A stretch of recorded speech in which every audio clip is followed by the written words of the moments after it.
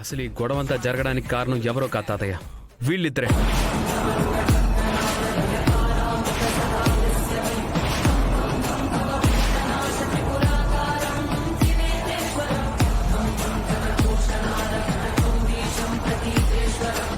ఏమంటున్నావు మ్యాడీ? జరిగిన దానికి మాకు సంబంధం ఏంటి మ్యాడీ? హే, ఆపండి మీ నాటకాలు. నిన్న రాత్రి మీరు కాలేజీలోకి ఎంటర్ అవ్వడం, పవర్ ఆఫ్ చేయడం, మళ్ళీ బయటికి రావడానికి సంబంధించిన ఆ సీసీటీవీ ఫుటేజ్ మొత్తం నా దగ్గర ఉంది.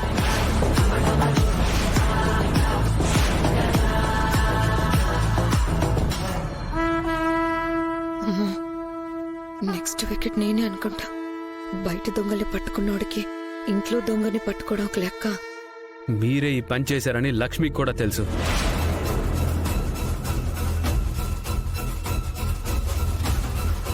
మీ గురించి పోలీసులకు చెప్పబోతే లక్ష్మినే ఆపింది.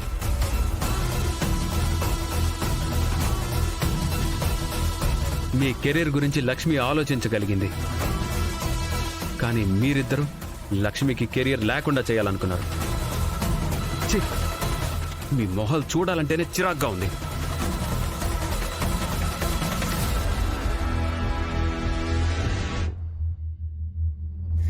మా అన్నయ్య ఫ్రెండ్స్ అంటే మా అన్నయ్య లాగే బెస్ట్ గా ఉంటారనుకున్నాను.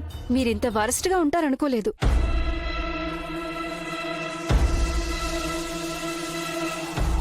కళాశాలన్నాక ఒకరినొకరు ఆట పట్టించుకోవడం మామూలే. కానీ ఇలా పోలీసులకు పట్టించడం ఏంటి బాబు?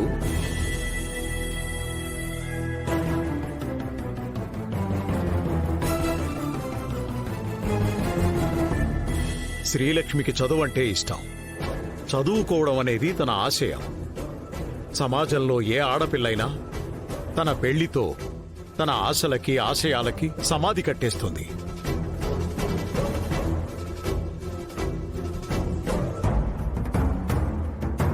కానీ మా శ్రీలక్ష్మి మాత్రం తన పెళ్లితో కూడా చదువుకోవాలన్న తన ఆశయానికి మళ్లీ పునాదులు వేసుకుంది.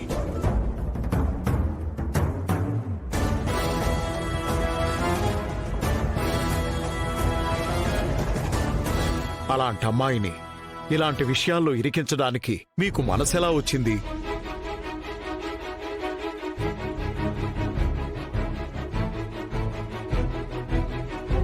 ఆ అబ్బాయి అలా చేశాడు అంటే తనకి లక్ష్మి మీదున్న కోపమో క్రోధమో అనుకోవచ్చు.